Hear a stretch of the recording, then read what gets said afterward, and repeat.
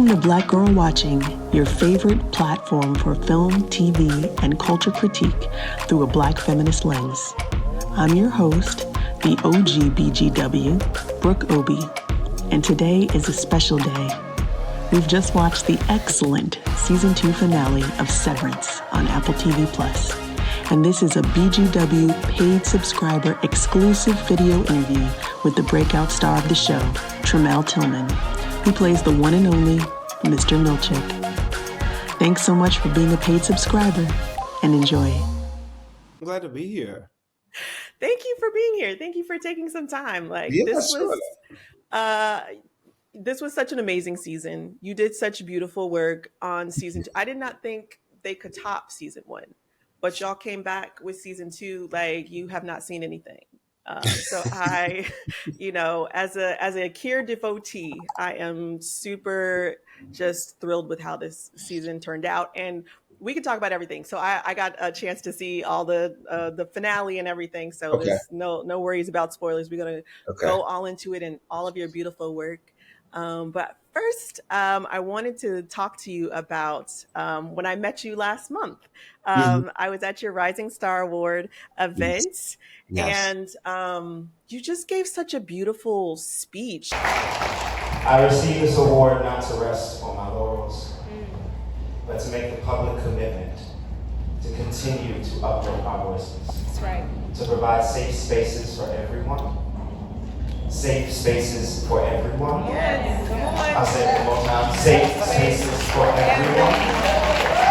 Those that may not believe in what you believe, that may not love the way you love, and that may not stand the way you stand. I accept this challenge. And I hope that you all as a community will hold me up and continue to hold me up and challenge me when I am not in the right frame of mind, or when I step outside of the bounds. Because that's the importance of family, right? That's right. Family calls you to the carpet. Family says that's not right. That's right. Family puts you in the path of where you need to be. That's right. So family, thank you so much. And you took that opportunity in your speech to make this like public commitment to be, in community, to be called out, to be asked, to do more and to provide spaces and safe spaces for everybody. And, you specifically asked for family to challenge you, to get you back on the right path if you're not there. And I just felt like it spoke so much to your character and like who you are. And I would just love to hear why you chose an award acceptance speech to take the time to be like, we're in this together and I want to be accountable to you. Like that just was incredible. Well, thank you. I really appreciate that. For me, the theme, to dream forward, I really meant when I said that's a scary thing to do where we are right now. And I'm a person who is a dreamer. And it feels as though there's so much cost to activate your dream or move on the dream or have a conviction towards something because we're in such a polarized world right now. And anything that's said or done, you are canceled or pushed out and your whole lifestyle has changed and whatnot. So what it was for me was just speaking from pure honesty. I do dream and I do dream big. And I want us all to have opportunities to grow and learn and share our art and create with one another. But there's a lot of resistance to that. We're still fighting with each other. We're still wrestling with one another. And it's disheartening to see. And so I do my best to be part of the solution, to make myself available to other Black creatives, other queer creatives, to advocate as much as I can in the ways that I can, because I do understand the importance of community. And while I have been very fortunate to travel the world doing what I love to do and work with all of these wonderfully talented legends, I also understand and know for a fact that there's not many people that look like us that are in these rooms. And that should change. And so if it does mean advocating for a Black hairstylist to come on board because she has the knowledge and the expertise to take care of my hair, then I am going to advocate for that. If it does mean having more PAs of color on set, so they can have the opportunities to learn how a set works and operates, and understanding financial management on set and producing and so forth and so on, then I'll be a part of that as well. I love that. I mean, speaking of being the only on set and having to bring in more people, I'm wondering, we have Milchick, who Mm-hmm. is Seth Milchick, Mm-hmm. Black man, only Black man in at least upper management that we've seen. Right. And I remember you saying, I think several times now, you've said that your first question to Ben Stiller and Dan Erickson, the creator of the show, was, is Milchick Black? Does he know he's Black?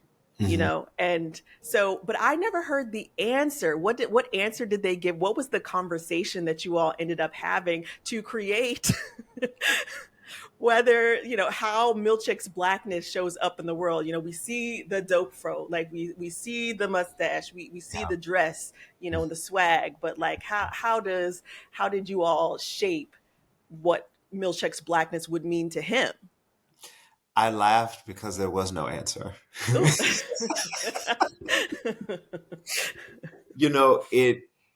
It basically evolved into something that is still very much alive now. It's a continual conversation, and I wondered if they knew what I meant by that question, because I've been in a few conversations with friends and whatnot, and we're talking about dating and such like that. And they say, "Oh, well, this person's Black," and then we jokingly say, "Well, do they know they Black?"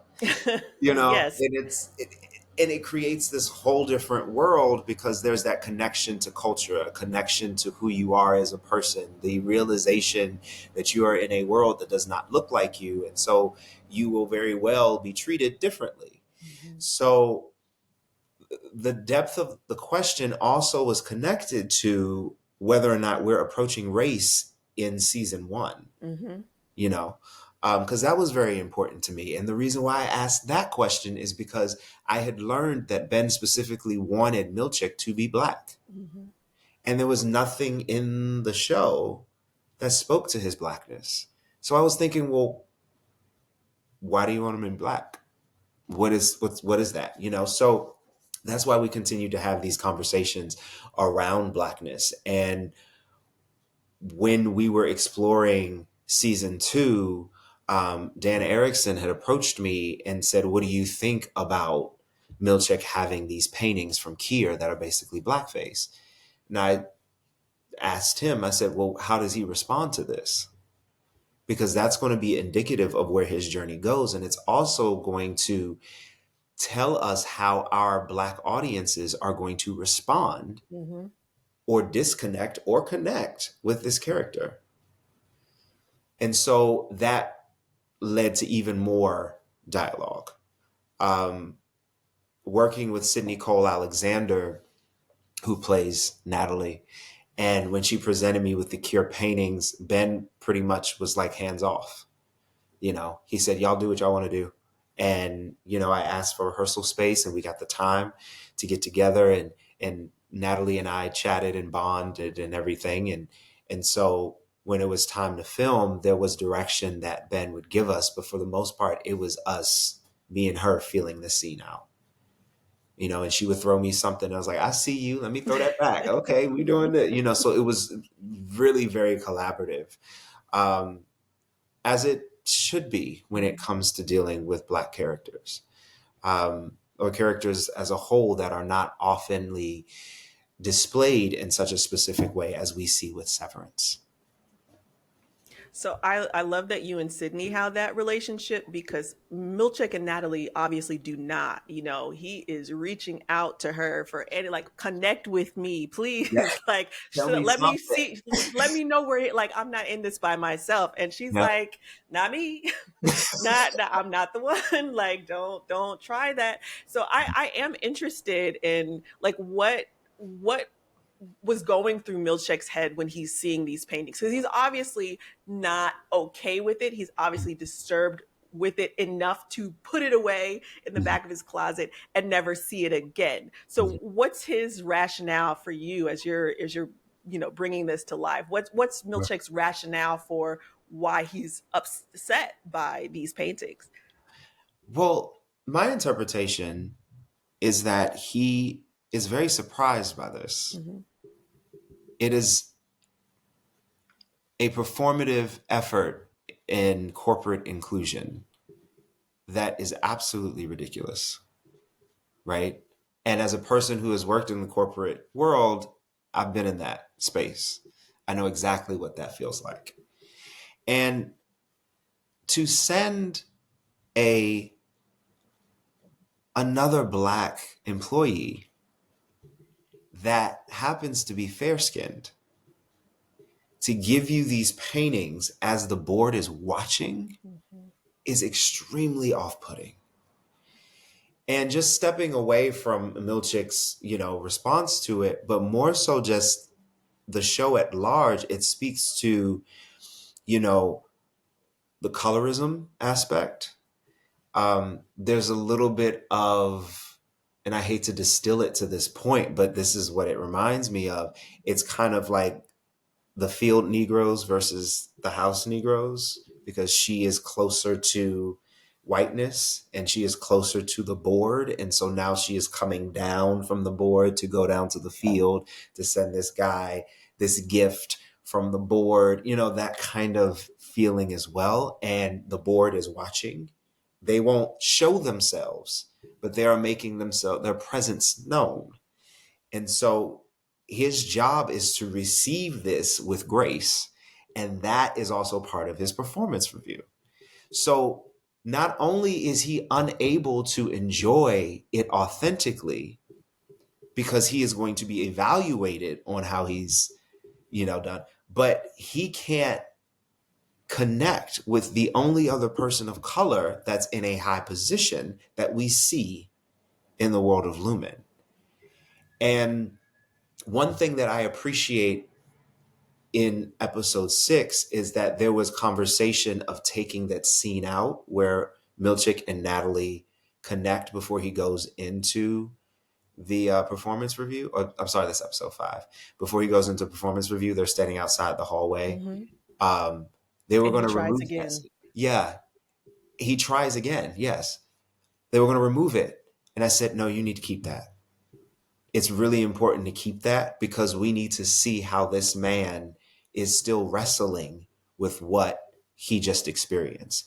And it wasn't enough for him to take this iconography and just push it away and then it's done. That's not how it works.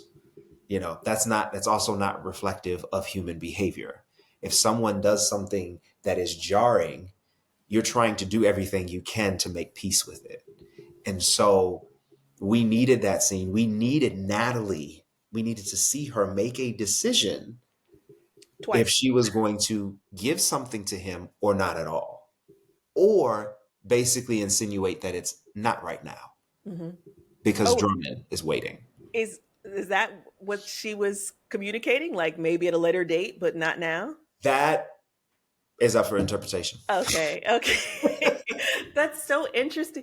The reason why I was so like, why, I don't understand why he is surprised, or Mm. Kier has created this company Mm-hmm. right after slavery, Mm-hmm. and essentially his descendants have created new slavery. Mm-hmm. With Milchick as the overseer. Does Milchick see himself as an overseer at the slavery company? I don't. Or Yeah. Sorry, go ahead. Sorry. no, that is how does he see his role? Because I see him calling Harmony a sadist, but we see Mark with red knuckles after he leaves Mm. the break room with Milchick. So there's obviously some physical and some mental torture, that's going on in that break room that Milchick is supervising. But he's like, I'm doing kindness, and she's a sadist. It's her. She's the bad. The bad apples are all gone. So how does he see himself in this company? Is he a Lumen man, or is he really devoted to Kier? Like, what's his? How did you come up with an answer? Because I know we haven't seen his origin yet, and hopefully we'll get it in season 3. But did you come up with an answer for, like, why is Milchick there? He can't work at Pips. Like, where? Pips don't pay. Pips ain't got the money, baby. I think he does not see himself as an overseer. I think he sees him as a devotee. He sees himself as a devotee. He is a follower of Kier. He believes in Lumen. And for me, it's very reminiscent of, people that are part of cults that have this blind faith that they attach themselves to, that really stay true to the doctrine, and they make sense of this thing that they're doing. What we see in the new season is that we see the crack of the veneer a little bit, and he's starting to question what's happening. This is your fault. I have followed protocol, Mr. Drummond. But I thank you for your remonstration. A needlessly complex word for a simple idea. Apologize for the word. Sir? Apologize for the word.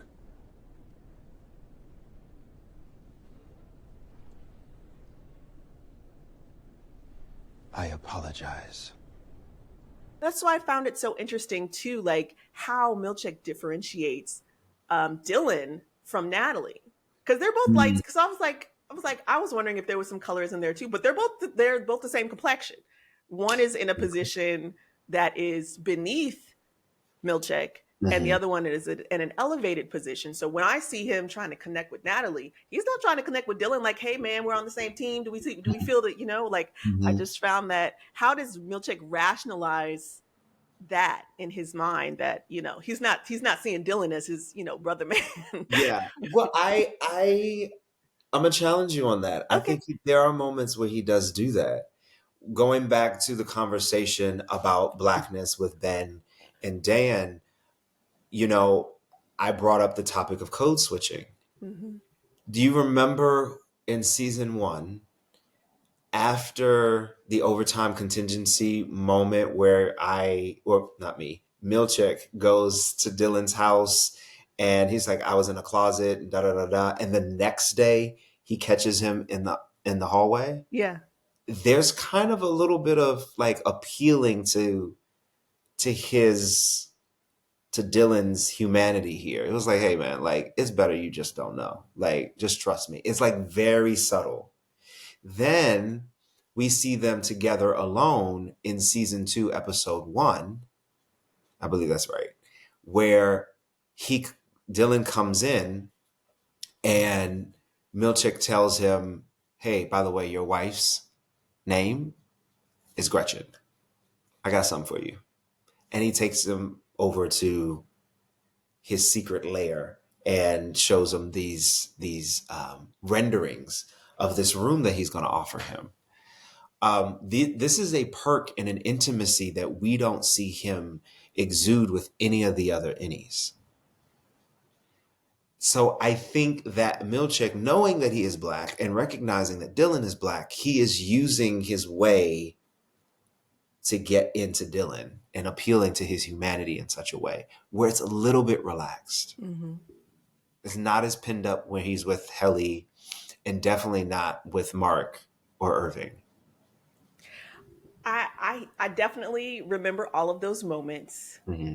I see Milchick as the Wile E. Coyote, like he's got the wild, like I feel like if he's gonna use blackness, it's gonna be to manipulate. It's gonna Mhm. be like, you don't want to know this because then you'll tell other people and then we'll have a bigger mess, or you'll tell Cobell and then I'll get in trouble. Mhm. Or the finger traps aren't working on my man anymore. We have to give him something bigger to keep him in line, which we do. We see Milchick keep Dylan in line for most of the season. He doesn't do anything until literally the last moment because he is stuck on Gretchen and having this time. So I'm just like, he's a he. I mean, he the biggest waterfall in the world.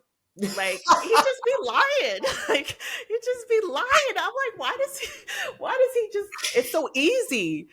You got Miss Casey coming off the elevator all confused. Oh, your Audi. I mean, it was just like nothing. Just your Audi was Seamless. at an art exhibit and got on the wrong elevator. Like how does he come it's just like it's like He's breathing. bad. It's This just man like is breathing. bad. It's so fun that he just like, I mean, even the story of the Glockschuppen, like Yeah. all of that is just, it's just like, wait, what? But I think that's also, it's just like you said, the Wile E. Coyote, he uses his wiles Mhm. to get what he wants. And one of the things that was really important to me in playing him and portraying him was that I wanted him to be a bit of a clown, Mhm. but incredibly intelligent, because his intelligence is also his power, right? He is able to speak to people and move in such a way that keeps them under control. And I definitely wanted to see that with a black character, you know. Um, so it was really enriching, and especially to see that flavor with Dylan. And we also have to remember that because this man is in the position that he's in, he knows everything about them. So he knows their strengths and their weaknesses. And he probably knows that Dylan has a soft spot for women specifically. And so any woman that gives him the time of day, that's what it seems like, Mhm. because he tried it with Gemma Miss Casey. or Miss Mhm. Casey, right? Miss Casey was like, no. And then Helly wasn't having it. So he's a bit of a ladies' man. So he's like, listen, I got this lady for you. She's your Audie's wife. I know you want to meet her. Say hello. Because he didn't bring his kids, Right. brought the wife. That's smart. It's Yeah. just, He knows what he's doing. Dylan would even admit that's smart. It's really interesting to me because he gets this performance review. It's just racist microaggression after racist Mhm. microaggression along with the painting. So we see all of these things, and I'm obsessed with the fan reaction. Like I'm on there as well, like looking at everybody's theories and everything. And everybody's just like, Milchick is just one paper clip away from the revolution. And I'm like, y'all are not paying attention. Like, this is not that character. So I am very Mm. happy to be validated in the finale of this because I think so Helly says something really interesting. So Helly, at least we think, is telling Milchick while he's locked in the bathroom with the vending Mm. machine. Mhm. She's like, they give us half a life and think that we won't fight for it. And then instead of Milchick like changing in that moment, like, yes, these are humans, they do deserve to fight for their life, it's like a call to action for Milchick. Like, I'm gonna fight for my little space in this racist company. Like, I worked really hard to get here and I'm gonna fight too. So that's when we Mhm. see him like crash out, like go on that vending machine. So I'm like, he's such a fascinating character. So it's like, no, he's not gonna join the revolution at this point. We'll see in season 3. So I know what HBCU you went to. Yes. You went to Xavier and Jackson State. I went to Yep. Hampton. I need to Okay. know HU. HU, like, but I need to know which HBCU Milchick went to because you're not doing those band moves at Keir University. I'm sorry, you did not learn that in Keir. Like, that's not where. And then I'm assuming that you taught it to the Merriment and Cheer group, as the drum major. because nobody else is having those moves. So where is Milchick getting this? Milchick had a time getting that choreography in Merriment. My thing is like how he had the time to do this. He's doing Like, everything. he is everywhere. Like it's just, and then he gets replaced with a teenager.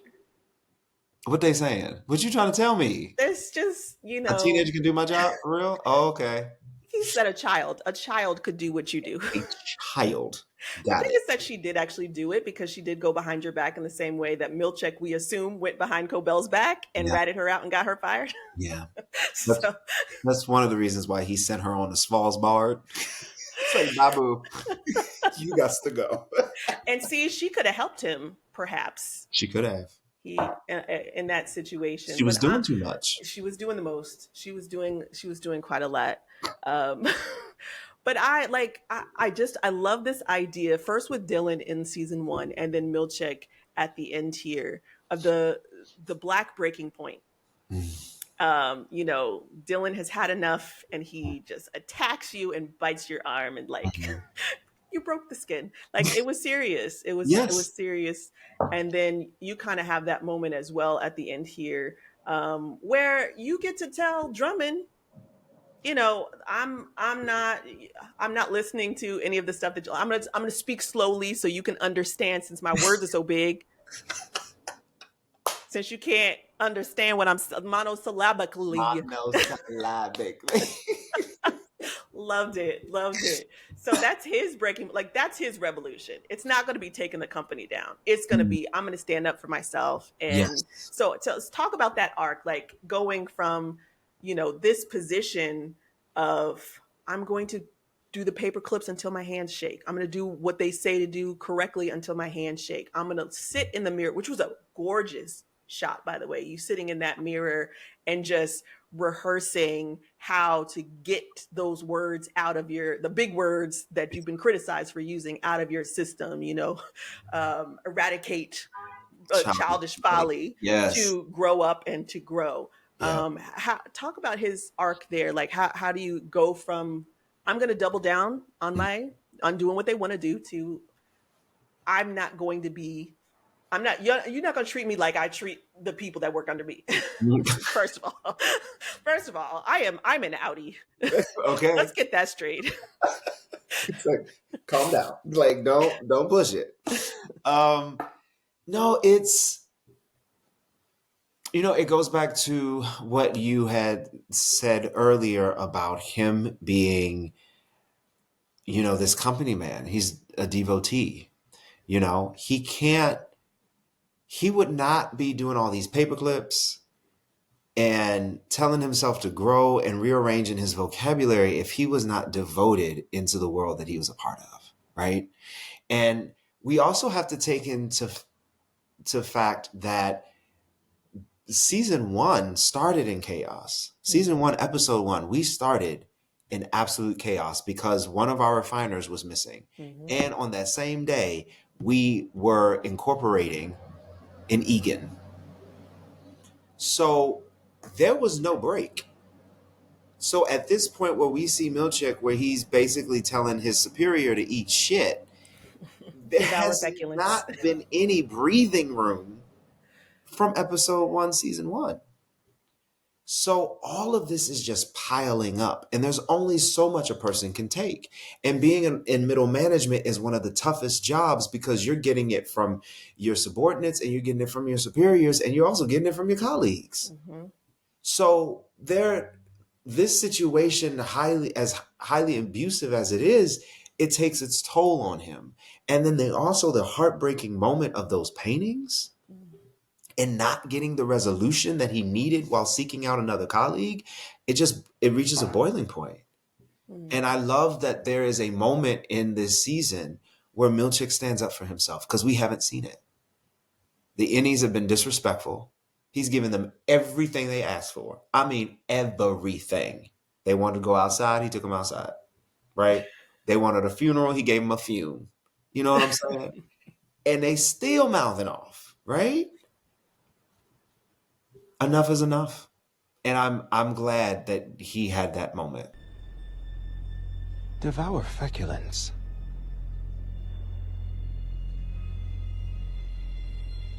It means eat shit, Mr. Drummond. To put that monosyllabically, it's not my fault what Mark Scout does when he is not at work. It's yours. I am too, because I did want people to understand that there are just people who are going to stay in the company and they're going to make it whatever it has to be for them to stay in the company. And they're not, everybody's just like Wicked, everybody's not going to fly off on the broom. They're going to stay That's in the true. ground. And it's important to see that everybody is not a revolutionary in the same way. Mm-hmm. I am getting the wrap up call. So I just want to say we have so much in common. We're both from the DMV. I'm from Virginia, you're from Maryland. Hey, okay. We're both 85 babies. So Yeah. you're a Gemini, I'm a Leo. So we're turning 40 this year. So I have to know, what are you doing you got a huge movie coming out, Mission Impossible. You got the best show on television coming out right now. We have to Yes. hear the finale of that or watch the finale of that. Like, you're already having an amazing year, but are you doing anything special for yourself for your 40th?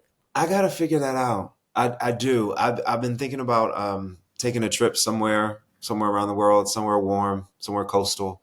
But as of this point, I do not have any specific plans. Okay. Well, I need So if you have any suggestions, you let me know. I'm about to go to Cape Town for my 40th. I'm That is going on my early. list of places to go. Okay. I'm going on Sunday Good for to you. do something really cool, which is it's really just work. But I'm going to count it as my 40th, even though it's not till this summer. But this is my big. Baby, we are celebrating all year long. Period. This This is is a our big 40th. year. This is our year. this is absolutely your year. So I'm so happy to have talked to you, and talk about the blackness of Milchick, because people have had questions. So Yeah. I'm glad we got some answers here today. I really Yes. Thank you appreciate so you. much for giving me the space to talk about his blackness. Of course, anytime.